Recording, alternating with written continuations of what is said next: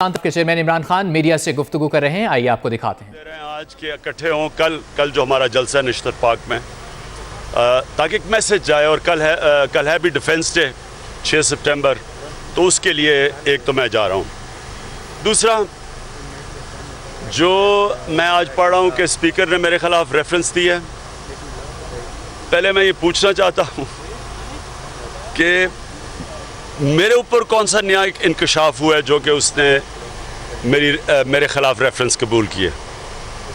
अगर मेरे ऊपर रेफरेंस दायर करनी चाहिए थी, पहले तो वो चैलेंज करना चाहिए था 2013 का इलेक्शन। 2013 का अगर मेरा इलेक्शन में चैलेंज नहीं किया, यानी रिटर्निंग ऑफिसर के सामने चैलेंज नहीं किया, तो कौन सा नया इंकशाफ हुआ है जो आप चैलेंज कर रहे हैं।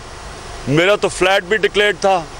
मैंने तो मीडिया के सामने 2012 में सेल्स डीड दिखाई है फ्लैट की, जिसके ऊपर न्याजी सर्विसेज थी, कंपनी भी डिक्लेयर्ड है। तो नई चीज़ तो कोई नहीं है। नवाज शरीफ के ऊपर तो हम इसलिए कर रहे हैं कि पनामा में नया इंकशाफात हुए हैं। हम तो इनके पुराने जो 4 अरब के लोन थे, डिफ़ॉल्ट थे इनको फिर भी 2013 के इलेक्शन में लड़ने की इजाज़त मिली। हम तो वो नहीं कर रहे क्योंकि वो तो पुरानी बात है। हम तो नई बात कर रहे हैं इनकी कि जो इनके इंकशाफात हुए हैं, जिधर मरियम इनकी डिपेंडेंट हैं, जिसके अरबों रुपए की लंदन में प्रॉपर्टी जो पनामा में कंपनीज़ के पीछे छुपाई हुई थी, उनके इंकशाफात हुए हैं। तो मुझे समझ नहीं आई कि स्पीकर ने मेरा रेफरेंस कैसे दायर कर दिया और इनका नहीं किया। इसका मतलब ये है कि स्पीकर बिल्कुल गैर जानिबदार नहीं है। एक और इदारे को तबाह किया नवाज शरीफ ने अपनी करप्शन छुपाने के लिए।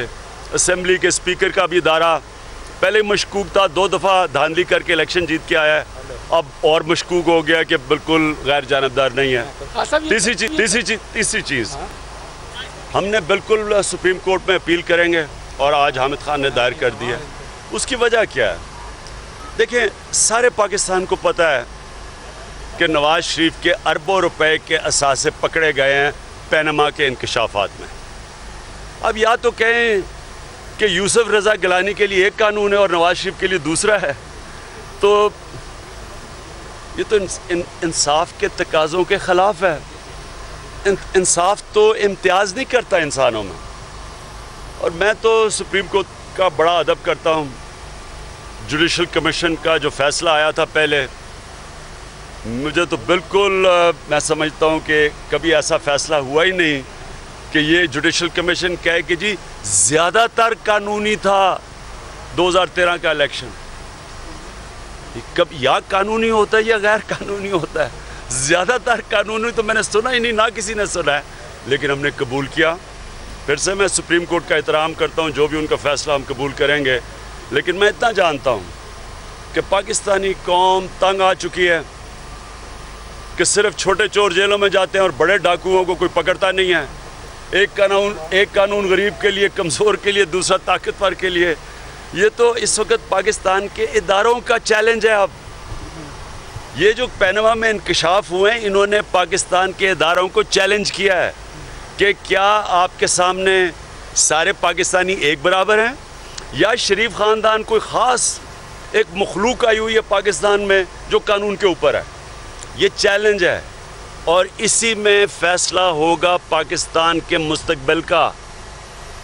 मुल्क ऊपर जाते हैं मजबूत इदारों के ज़रिए।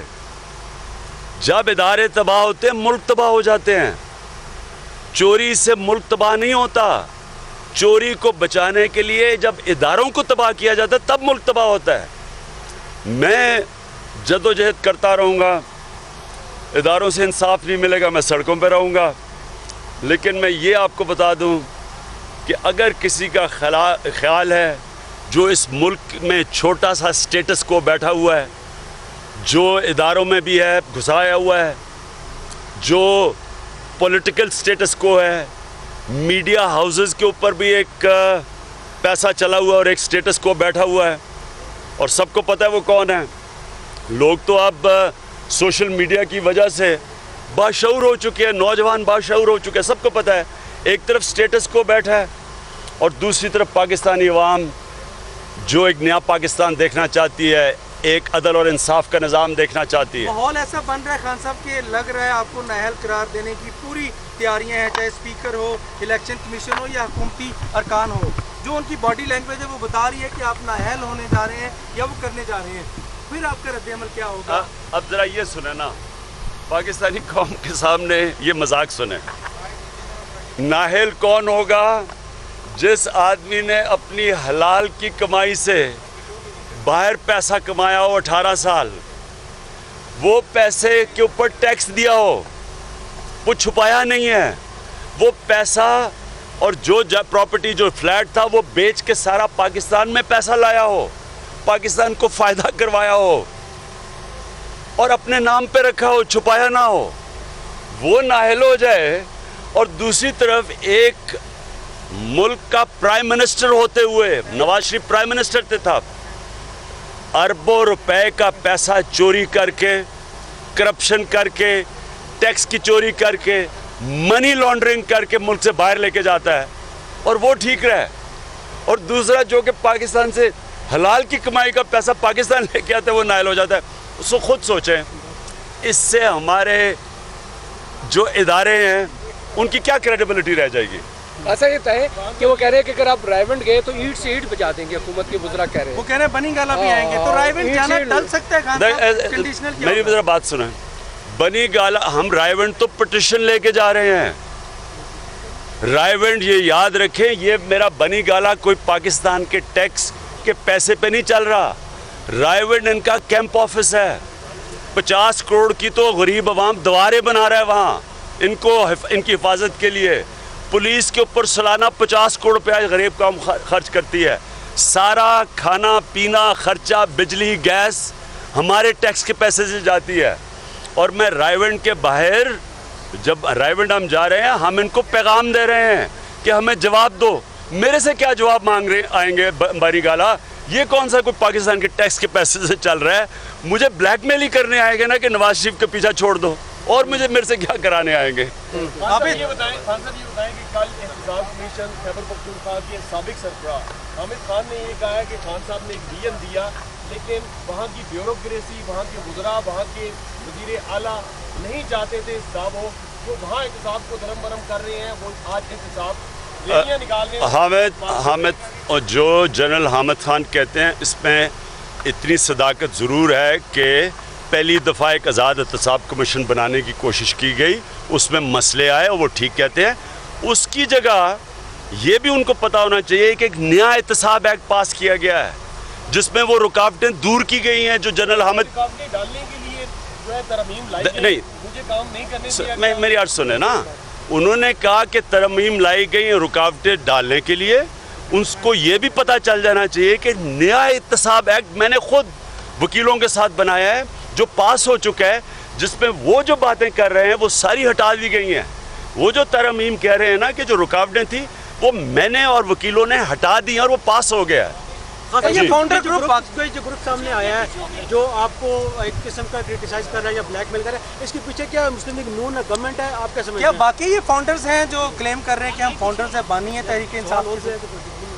देखिए, एक आध तो हो भी सकता है, लेकिन इनमें फाउंडर हो सकता है। लेकिन मुझे ये समझाएं कि ये जो इनमें से कई लोग हैं उनके साथ वो नून लीग के लोग फिर रहे हैं।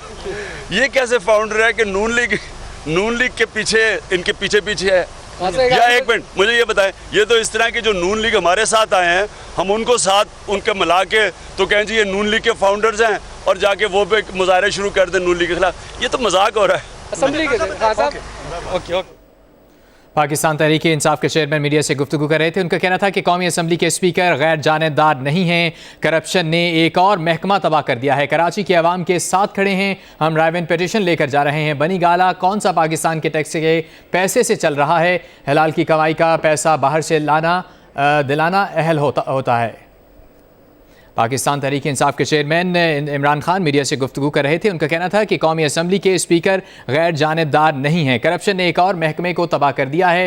उनका कहना था कि छोटे चोर जेलों में जाते हैं, बड़ों को कोई नहीं पकड़ता। लंदन में अरबों रुपए के इंकशाफात हुए। कौमी असम्बली का स्पीकर गैर जानिबदार नहीं हैं। कराची के अवाम पाकिस्तान के साथ हैं और हम कराची के साथ हैं। कराची वालों को कल के जलसे की दावत देता हूँ। रायवेंड जाने के बारे में उन्होंने कहा कि हम रायवेंड पिटीशन लेकर जा रहे हैं और बनी गाला कौन सा पाकिस्तान के टैक्स के पैसे से चल रहा है। इदारों से इंसाफ नहीं मिला तो सड़कों पर होगा। नवाज शरीफ के लिए अलग कानून तो गिलानी के लिए अलग कानून है। पनामा लीक्स की तहकीकात से ही पाकिस्तान के मुस्तकबिल का फैसला होगा।